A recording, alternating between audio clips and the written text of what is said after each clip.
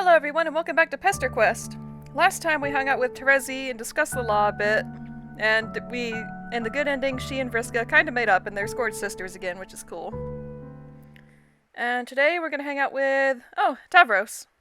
Glimmering Gold and Cold Iron. I'm just gonna say it right now, I don't really have strong feelings about Tavros. He's an okay character, but I don't really care about him very much. I'm sorry, Tavros fans, please don't hate me. You're enjoying a brisk, clear-headed walk in the Alternian moonlight when the plot comes screaming towards you. Literally, you don't even have time for introspection. Oh, Tavros' voice. Oh, poor guy. You turn your head to see a guy in a wheelchair whizzing down a nearby hill. He's got a phone in one hand, making it difficult for him to control his descent with the other. You quickly rush over in time to see him hit a rock and go flying through the air with an impressive arc.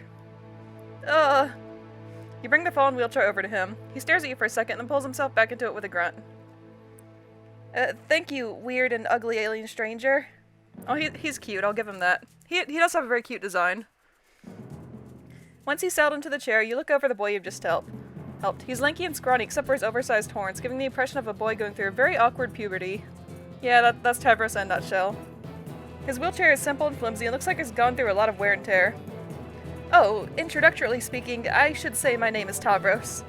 Tavros, as is now usual for you, the name sounds familiar even though you're not sure any of your other friends mentioned him by name. You give him a proper greeting and then ask what happened, and he nods towards an old watchtower at the top of the hill. I was attempting to scale towards the tower to acquire a rare Pokemon Go. A rare Phetuspawn Go monster, what is named Wolvulpine? It's ranked 8th or Mystic Triple Rare class, which is one of the rarest of all, at least considering monsters that can be found in low-blooded neighborhoods. But it appears to be tragically out of my reach, no matter how much I believe in my ability to pursue it. You don't know what a Phetuspawn is, but maybe you could help? You wrangled a few monsters in your time. What? You know, you could help to push them up the hill. Maybe fight some giant horrifying beast, the usual. Wow, I normally am expected to do everything myself, always. The only trolls who offer to help me are those who live too far away to actually do anything of consequence. Which is fine, I get it, but it's pretty useless to me.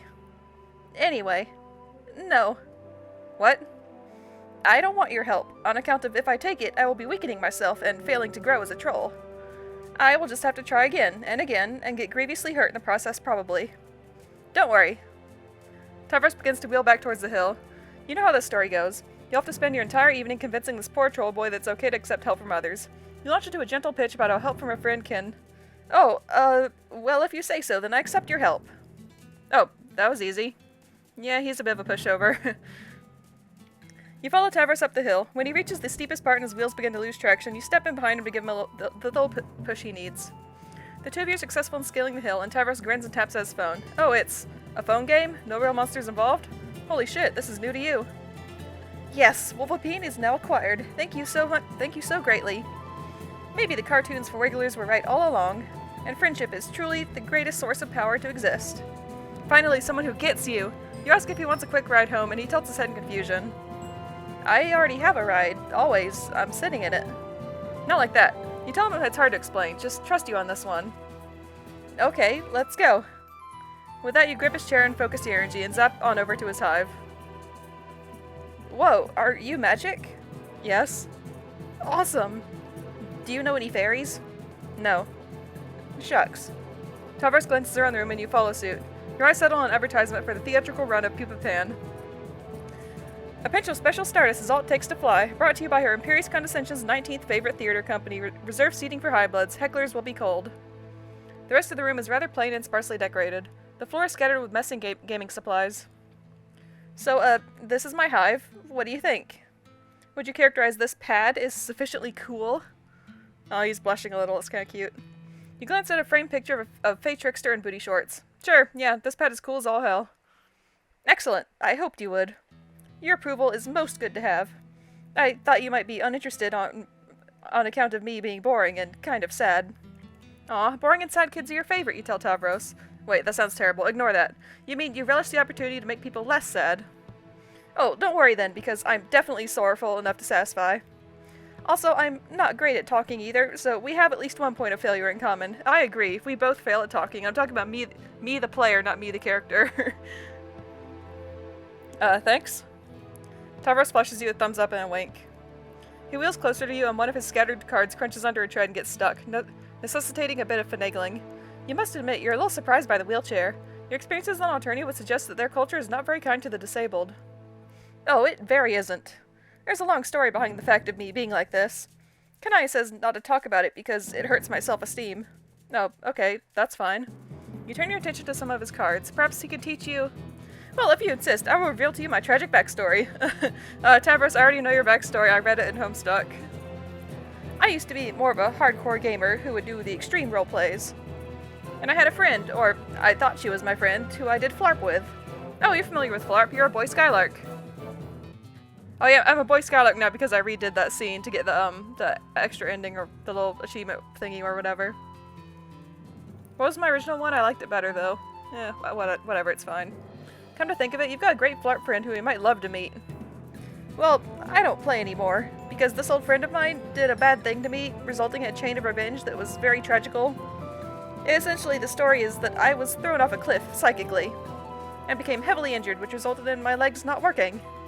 Oh god, that sounds terrible.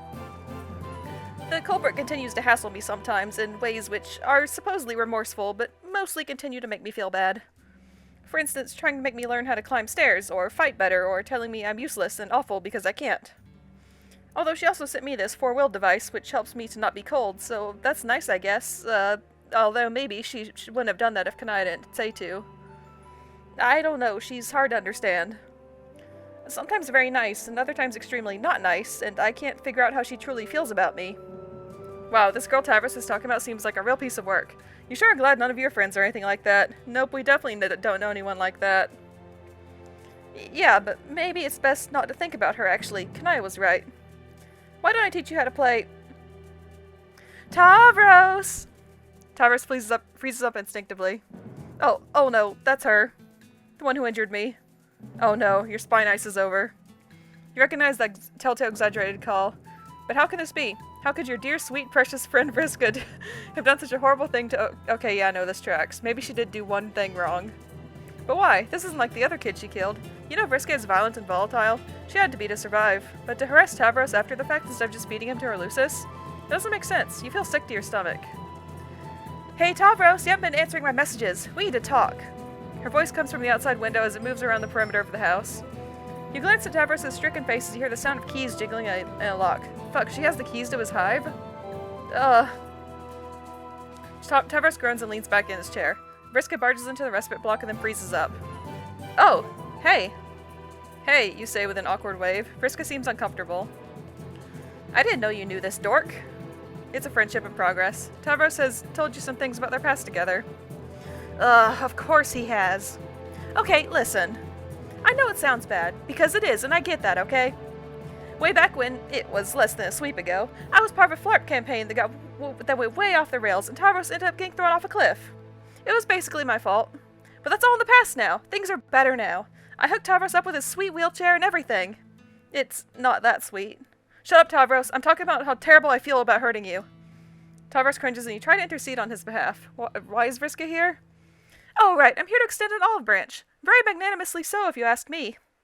Tarzi and I are getting the band back together. Not for Flarp, obviously. That ship has sailed. But we're going to whip this plan into shape, and we need all the help we can get. You spent enough time moping around uselessly. It's time for some action. You're in, right? No? What do you mean, no? I mean, I don't really want to do anything exciting or dangerous like that.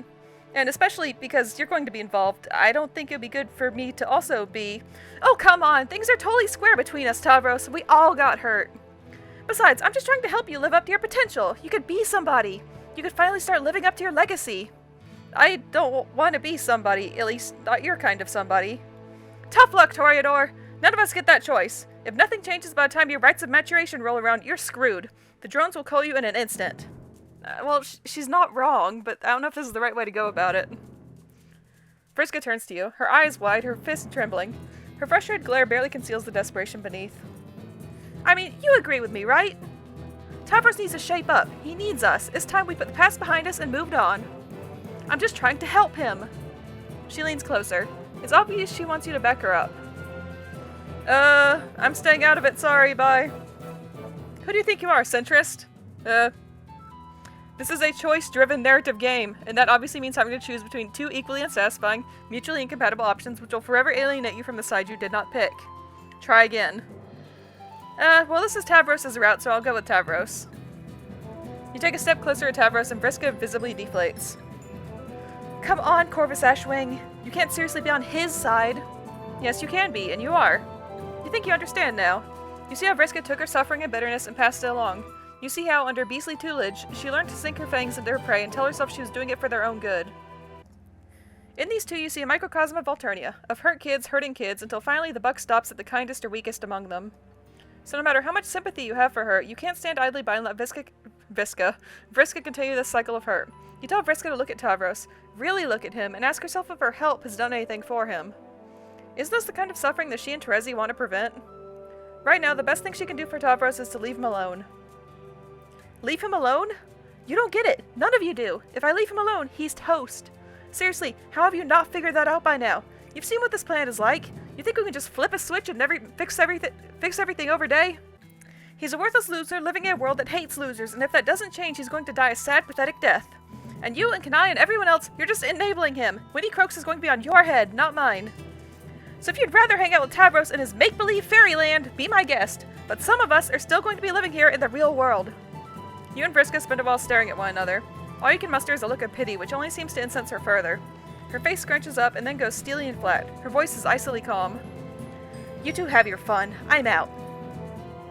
Vriska slams the door shut as she leaves. Tavros exhales a long sigh of relief. Well, that went pretty well for an encounter with Vriska, all things considered. I only feel somewhat terrible about who I am. Slowly, gently, you place a comforting hand on Tavros' shoulder and tell him that he deserves better than this. It's not his fault. Vriska is difficult. Yeah, Kanaya says that too. I sometimes almost believe her when she does. The room is silent except for a faint wiggling noise coming from some of the balls on Tavros' floor. You don't know what else to say. Would you, enjoy playing some Fidu Spawn with me, perhaps? As a manner of distraction? Oh, fuck yes, you tell him. Let's spawn some fetuses? Yeah. I would love to play Pokemon with you. Pokemon Yellow was the first video game I ever played. Random trivia. Your FLARP experience energy to Alternian game design, so you're only mildly nauseated when Tavros shows you how the physical version of Fidu Spawn works. Chitinous purple critters explode from gooey orbs and infest plushies before bursting out in the form of large monsters with more limbs than you're comfortable with. Also, you have a handful of cards which boost their attributes or allow you to interfere with your opponent's monsters. There's a lot to keep track of here. Before too long, the room is full of chittering purple monstrosities and queasy-looking host plushes on the verge of birthing even more abominations. You are so lost. But you think you're winning? Your creatures appear to be doing a better job of preying on his host plushes and spawning more of themselves. You've got a meter in the corner that keeps going up while his goes down. That's good, right? You think it's good, at least where victory is concerned. But you are more concerned with the dejected look on Tavros' face. He doesn't seem to be giving the game his all. You ask him if he's doing okay. No. Oh, okay. He just came out and said it. My fun has been stymied, I think, by my thoughts about Vriska. He wheels himself over to the window and looks despondently out. I used to like Vriska a lot, you know, and admire her for her many qualities that were good, such as being very confident or having skill at games. But now I just hate her. Or feel like I should hate her, but instead do not feel those feelings. In their place, I feel very conflicted and bad about myself, and wonder if there's something wrong that I can't feel as angry as I should. Or make myself to become strong enough to talk to her properly about my feelings. It's just a big mess. You glance around the posters lining Tavros' walls. Sprightly fairy girls with confident smiles, long messy hair, and blue color schemes. The resemblance to Vriska is uncanny but superficial. She's never going to be like the girl from his posters. That's just not who Vriska is. But for a sad, hurt boy who likes to dream, she must seem so painfully close. This is a problem too big for you to untangle right now. You need to redirect Tavros' thoughts. You close your eyes and ask your intuition. What should you do?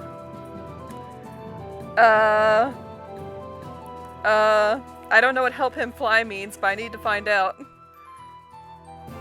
From the darkness, you reach into your muddled memories and catch a glint of glimmering gold. When you open your eyes, Peebo Pan stares back at you. Unlike him, you don't have special stardust, but you think you might have something better. You tell Tavros you'll be right back. Sort of. Oh, we're gonna take him to Prospit? Or we're gonna wake up as dreams? Yes, he loves Prospit! This is actually gonna work! The now familiar Perspidian spires greets you. You swoop through the shiny architecture until you find those towers that seem to house the dreaming children. Sure enough, Tavros' dream self can be found on one tower, nestled comfortably in a Recuperacoon. You poke him on the cheek. No response. You give him a little shake. Nothing. With a sigh, you rear back your hand and slap him hard. Tavros remains asleep. He's practically comatose. Why? This feels so off. Karkat is awake and Tavros isn't, and something about that is just wrong. It's all wrong.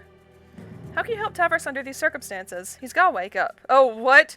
What? Oh, what was that? Excuse me? Hold up. Can I go back? It's just wrong. It's all wrong. Is it going to do that thing again? Oh, okay. I have some thoughts about that I'll get to later. Tavros yawns as he rises blearily from his slumber and squints around. He crawls out of the Recuperacoon and reaches over to the ramp beside it with an instinctual motion. His hands find no wheelchair and he tumbles over and then quickly rises. He realizes with the start that he is floating in midair. Whoa, what? Surprise! You inform Tavros this is the mystical world of dreams. That's part of the game he was supposed to play one day, but now isn't going to. Maybe. Probably? You'll be honest, you still don't know exactly how this works. But you do know that this is a land where he can fly. That seems highly improbable that such a world would exist. Or especially that I would be allowed to enter it and fly freely around with no repercussions. It just seems like a thing that would never eventually happen to me, does it not?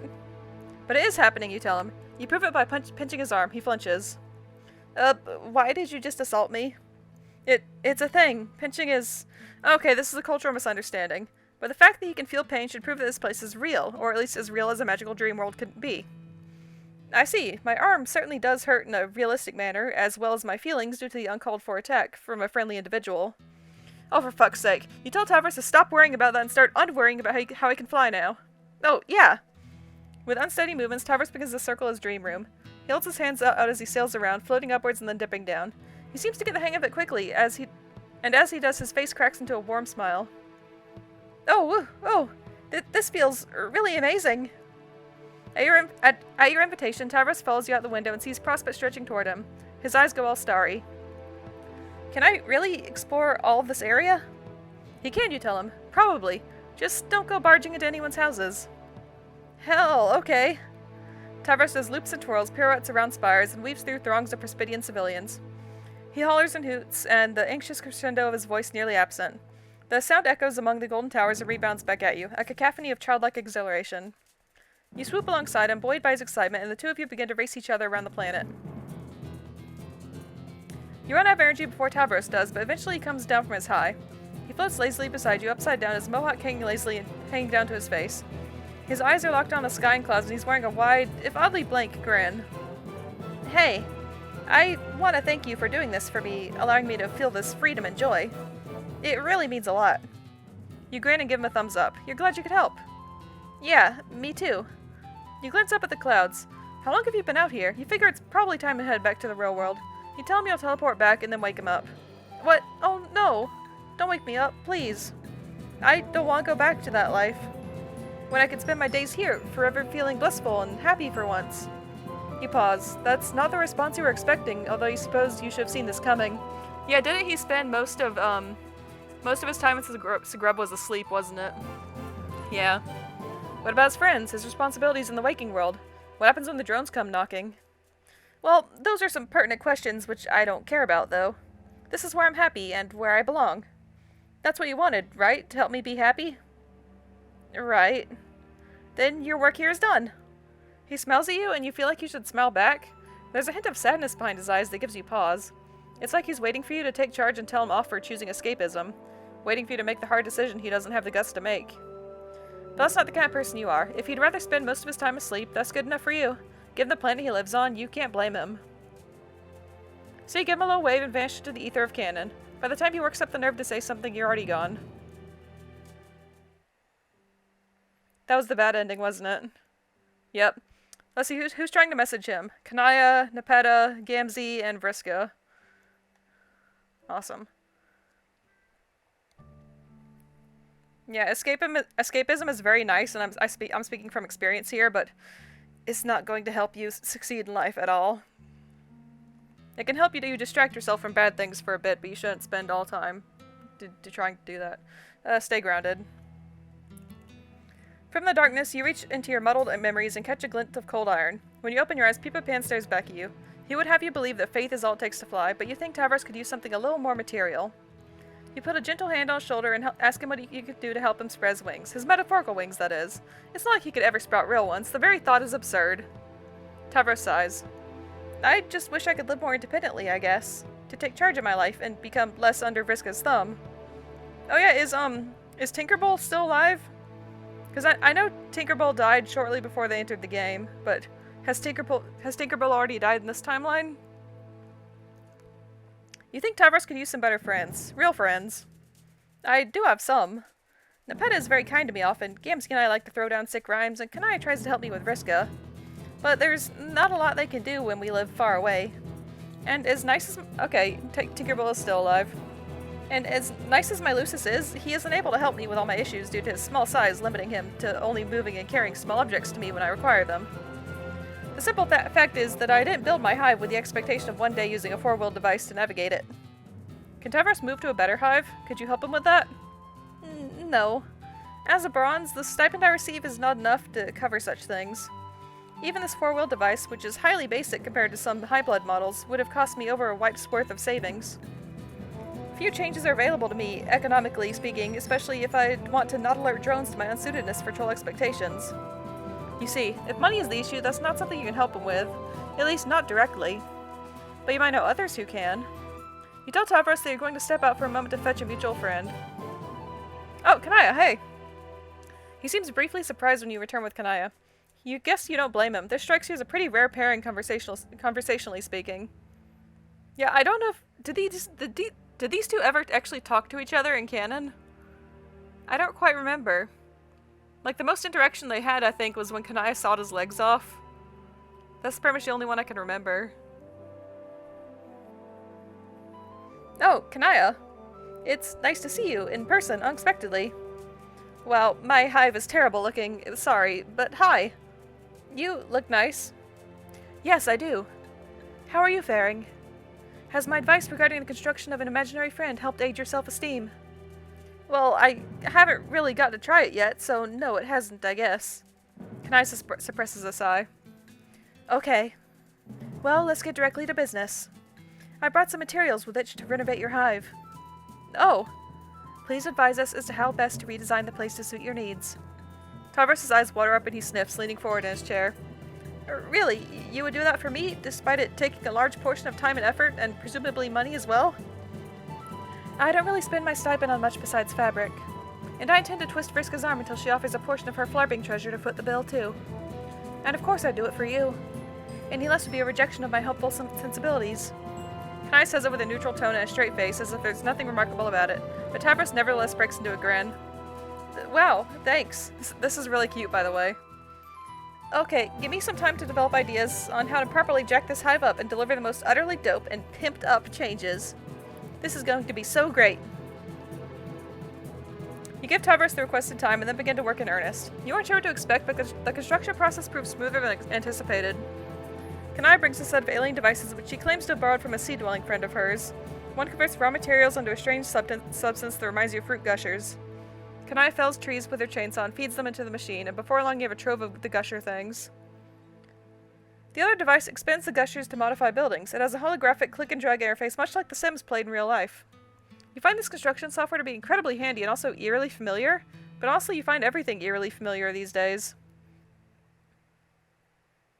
I was going to ask if, our character had somehow played Suburb before, but then I realized they're remembering all this from actually reading the Homestuck comic earlier.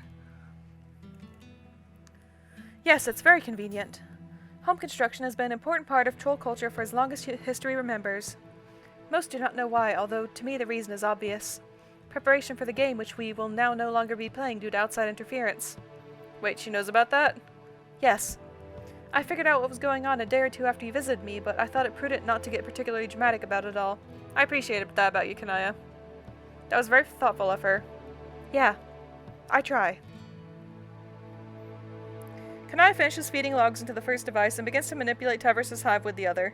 Together you are a clockwork team. Tavros provides direction, Kanaya implements them with her stellar sense of design, and you provide moral support by standing around looking cute. Okay, yes. Nudge that shelf over to the left. Yeah, like that. Wait, actually, right. Further. Okay, no, go back. A bit more. That's almost good. Now, make it a little tad higher. Yes, no, lower. There. There. Right there, and... Yes, perfect, I think. Oh, okay, actually, can you go back to where it first was? Poor Kanaya. In the end, it takes until the next day to finish construction, which is actually great time. You're expecting to have to zap forward once or twice for the sake of narrative brevity. With the Alternian build tools, Tavros' hive is swiftly renovated. Oh, now he has like a little, sort of like in-ground pool instead of a thing he has to climb into. That's nice. And all his things are on like nice low shelves. Aw. He's got like a little crank for his window. It's far more spacious than once was, with ramps and rails aplenty. Under Tavros' guidance, you widened hallways, lowered counters, revamped bathrooms. It's like a brand new house. You don't have a ribbon to cut in celebration, so Tavros summons some bizarre Hiveswap creature to shoot confetti all over the entrance to the hive. It's all gross and sticky, and you hate every second of it, but he's having fun. After that, Tavros spends a while just exploring the hive. He wheels himself through each block, awed by the ease with which he can navigate the space. By the time he returns to his respite block, his grin is radiant. You take it he likes the new place. Oh, yes. This pad is now genuinely frigid. It makes me feel more confident, like the world is my bivalve jewel container. Like I could say to Vriska, fuck you, I won't do what you tell me, biatch. Okay, I won't say that, probably, but I could. Actually, maybe I will say that, as well as plenty of other deliriously rude things, which, long as I have avoided saying. Okay, that's probably enough, you tell him. Kanai is staring icily at him, but he doesn't seem to notice. You suggest that it's a good time to settle down. The sun's probably going to be rising pretty soon. Right. While we still have some moonlight, would you like to stay for a while, Kanaya, and play some games with us? Oh, no, that's quite alright. I'm afraid I have duties to attend at home. I left a dress in the oven. Yeah, you don't want to leave dresses in the oven too long. That could be very bad. Kanai blinks and carefully maintains her poise. It's made out of clay, you see. I'm getting experimental. Oh, that makes sense. Well, goodbye. She smiles at Tavros and shoots you a pointed glance. You take it as your cue to place a hand on her shoulder, concentrate on her hive, and send her back a flash of light.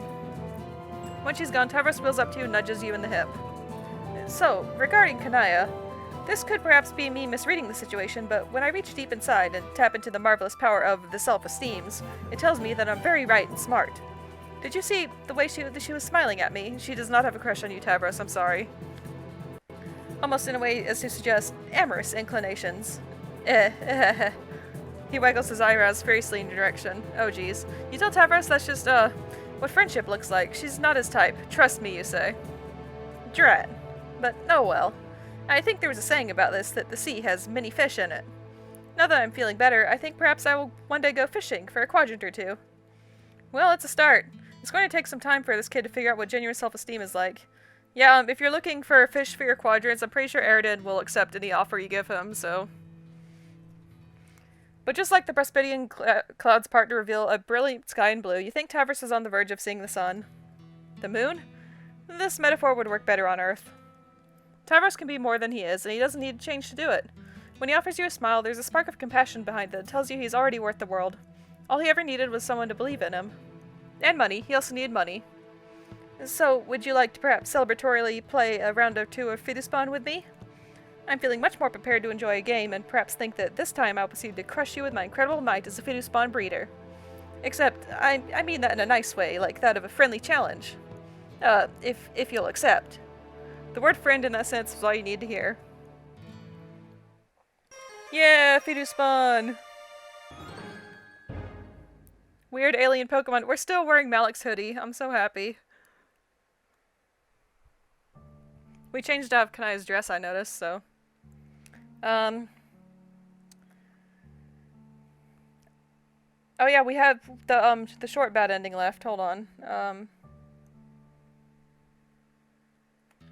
Side with Vriska. You can't resist her force of personality. When Vriska speaks, it just sounds right. You tell Tavros that he should accept Vriska's offer. Hell yeah! See, Tavros?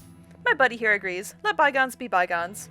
Tavros shrinks into his chair, small and sad. The two of you just stare at him as the awkward silence swirls like mist around you. Vriska clenches her fist and steps forward, but you quickly put a hand on her shoulder and she pauses. Ugh. Being around here is depressing, and someone doesn't want my help anyway. Whatever. Come on, Corvus Ashwing, I've had enough bull for one night. Let's go chill out somewhere less boring. Like, I don't know, an arcade? Maybe a movie theater? What do people without luces to take care of even do? You suggest a Vriska that you can find out. Together, she beams. Okay. Bye, I guess. Tavros seems conflicted, as though he can't decide whether to be relieved that Vriska is leaving or upset that you're abandoning him. You don't really care, though. You're going to an arcade! Yeah! Friendship +8. We're playing Grub Invaders. Okay, now we're done with Tavros, I think. Our hearts are true. Yep, that's a line from the Pokemon theme song, right? Yeah. Our courage will pull us through. You stood by Tavros' side and helped him renovate his hide. You still don't understand Fetuspawn, though. And warnings, probably something about ableism. Yep, ableism and abuse. Cool. Okay, so the thing, the weird glitchy thing that happened on Prospit. I'm thinking... Also, I haven't said anything about it yet, but... now I'm thinking about the glitchiness of the Pesterquest logo right here. I think they're connected somehow. Like, I noticed this from the very beginning, but I didn't really know what to say about it. But, obviously there's something going on. I don't remember which character's route that was in, but... I remember one time when we were on Prospect, we saw something flying towards it, and I suggest that maybe that was Bec Noir. I don't know if that is him still, but it was something. So I think that glitchiness was us, like...